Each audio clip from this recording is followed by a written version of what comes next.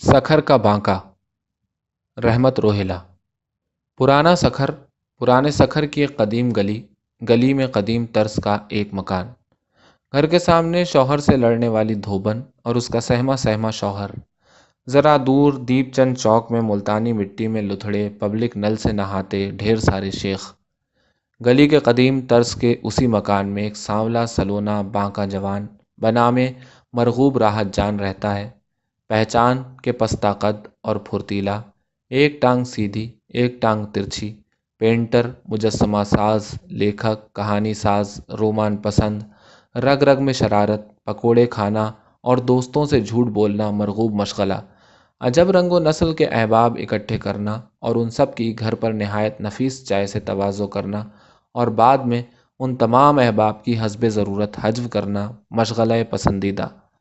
موصوف نے اپنی زندگی کے افتتاحی لمحے بچپن اور ایام شباب اسی قدیم گلی ہی میں گزارنا پسند کیے کہ ابھی پرواز کے جملہ اسباب پیدا نہ ہو سکے تھے۔ ازل سے روٹی کمانا ابن آدم کی ضرورت رہی ہے، لہٰذا مرغوب نے روٹی کمانے کا سہل ذریعہ معلمی کے پیشے میں تلاش کر لیا کہ کام کم بلکہ کچھ بھی نہیں۔ جناب نے بچوں کو خراب کرنے کی ابتدا میونسپل اسکول پرانے سکھر سے کی، جہاں کے صدر مدرس سندھ کے معروف ادیب، خوش اسلوب شاعر، نرم گفتار اور انسان دوست شفیق انسان جناب عبدالرزاق راز مرحوم تھے۔ مرحوم راز شاعروں اور ادیبوں کو جمع کرنے میں ید طولہ رکھتے تھے، لہٰذا وہ شام ڈھلتے ہی سرخ گلابوں اور موتیا کی باڑ سے گھرے اسکول کے لانس پر ادبی نشستوں کا اہتمام کیا کرتے تھے۔ ان نشستوں کے اہتمام میں مرغوب راحت پیش رہتے کہ موصوف خود بھی اس زمانے کے معروف کہانی کاروں میں شمار ہوتے تھے۔ ان ادبی نشستوں میں پروفیسر آفاق صدیقی، نکھت بریلوی، حسن اکبر کمال، راشد مفتی، صابر ظفر، رشید بھٹی، فتح ملک، ڈاکٹر تنویر عباسی اور راقم بھی شرکت کرتے اور رات بھیگنے تک یہ سلسلہ شعر و ادب جاری رہتا۔ ان نشستوں میں گاہے گاہے شیخ ایاز، حسن حمیدی، مظہر جمیل، ممتاز احمد خان اور ڈاکٹر اعزاز نذیر بھی شریک ہوتے۔ مرغوب کو شکار کی لت کس نے لگائی خود انہی کو معلوم ہے، البتہ قرین قیاس یہ ہے کہ حبیب اللہ خان مرحوم جو وابڈا میں ملازمت کے سلسلے میں سکھر وارد ہوئے اور موصوف کو یہ عادت لگا کر خود لاہور سے دھارے اور بعد ازاں بنگلہ دیش چلے گئے اور وہاں مکتی بانی کے ہاتھوں شہید ہوئے۔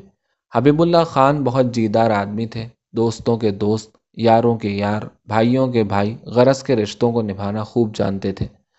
مرغوب کے والدین کو پورا یقین تھا کہ ان کا بیٹا معاشرے میں کوئی قابل ذکر سماجی مقام حاصل نہ کر سکے گا، لہٰذا انہوں نے اپنی سوچ کے دھارے دوسری سمت موڑ لیے اور مرغوب کی کشتی بنا میرے بحر سماج کی نظریاتی موجوں کے ساتھ تیرتی ہوئی جام شورو کے کنارے آن لگی، جہاں شیخ ایاز پہلے ہی موجود تھے۔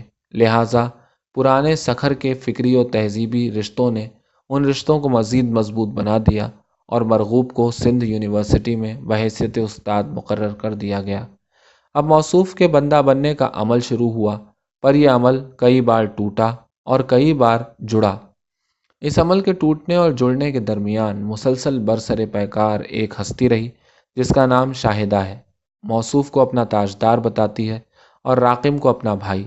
اس کی آواز میں چڑیوں کی چہچہاہٹ ہے اور آبشار کا دل پذیر ترنم۔ اچھی بیوی ہے اور باصلاحیت منتظم۔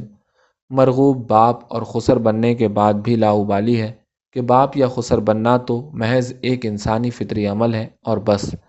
مرغوب اب شاہ لطیف یونیورسٹی میں پڑھاتا ہے اور وہیں کیمپس میں رہائش پذیر ہے کہ جہاں املتاس کے تناور درخت چاندنی راتوں کے منتظر رہتے ہیں اور درختوں پر بیٹھی فاختائیں امن کا پیغام سناتی رہتی ہیں کہ امن ہی زندگی کا ایک نیک اور مثبت عمل ہے جو انسانوں کو انسانوں کے قریب لاتا ہے اور خوشبو کی طرح ان کی روحوں میں تحلیل ہو جاتا ہے۔ اپنے یار کے لیے مصطفیٰ زیدی کا ایک مصرع نظر کرتا ہوں: مدتوں اپنے بدن سے تیری خوشبو آئی۔ مرغوب راحت نومبر سن 2002 میں انتقال کر گئے۔